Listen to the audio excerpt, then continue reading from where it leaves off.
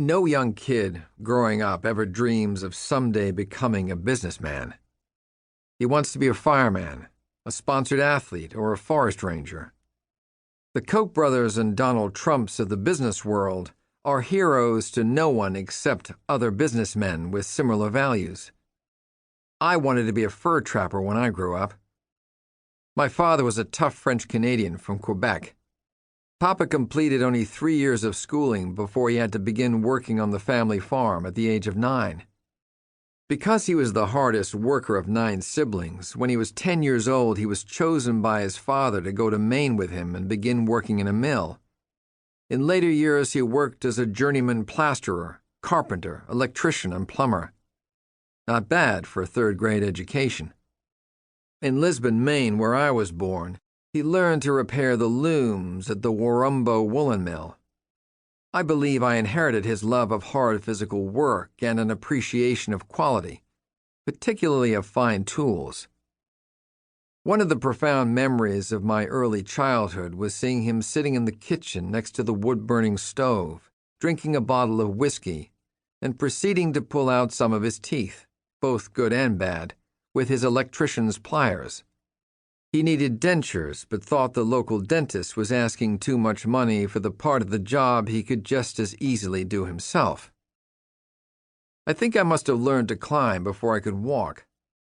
Father Chouinard, who lived upstairs in a house we were renting, encouraged me to crawl up the stairs, where I was rewarded with a spoonful of honey.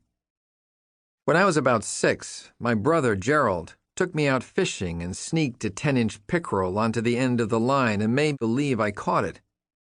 I've been hooked on fishing ever since. Nearly everyone was French-Canadian in Lisbon, and I attended a French-speaking Catholic school until I was 7.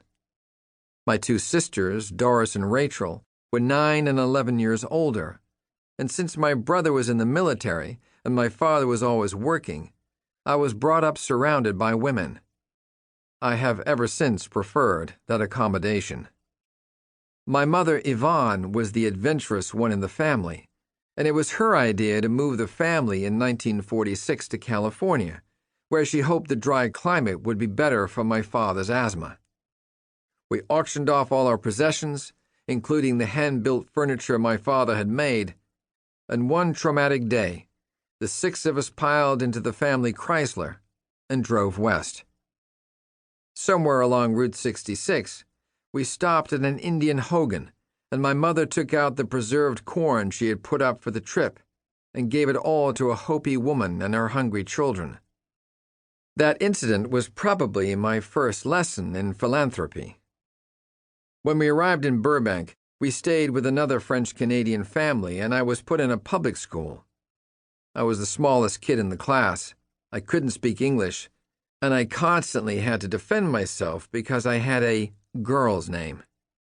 So I did what any future entrepreneur probably would have done. I ran away.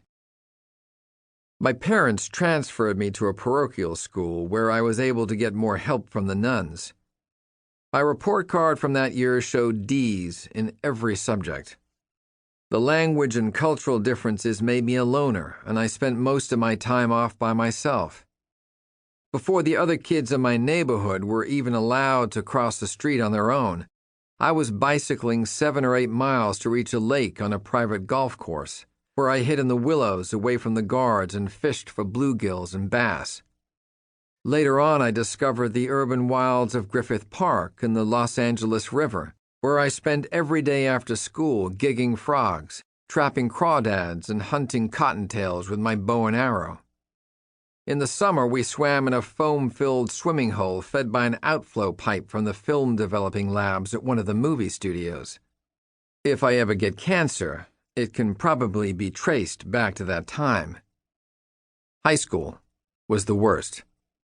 I had pimples, I couldn't dance, and I had no interest in any of the subjects except for the shop classes. I had an attitude and was always in detention. For being a troublemaker, I often had to write lines like, "I will not," 500 or so times. As a budding entrepreneur, I would take 3 pencils and line them up with sticks and rubber bands so I could do 3 lines at once.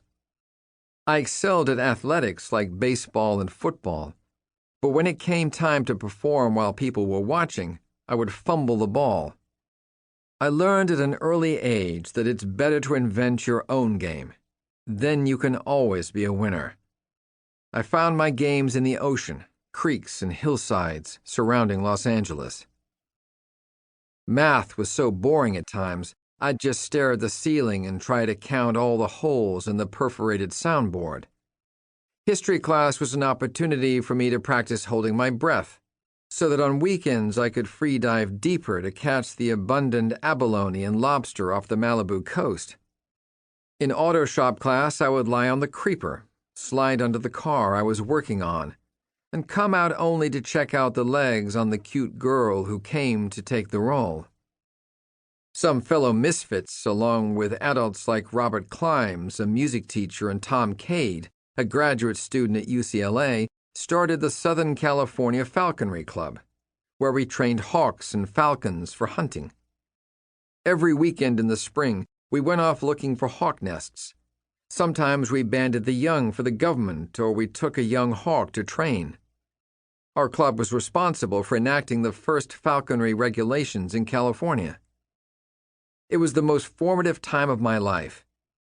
When a 15-year-old has to trap a wild goshawk, stay up all night with her until the bird finally develops enough trust to fall asleep on his fist, and then train the proud bird using only positive reinforcement. Well, the Zen master would have to ask, just who is getting trained here?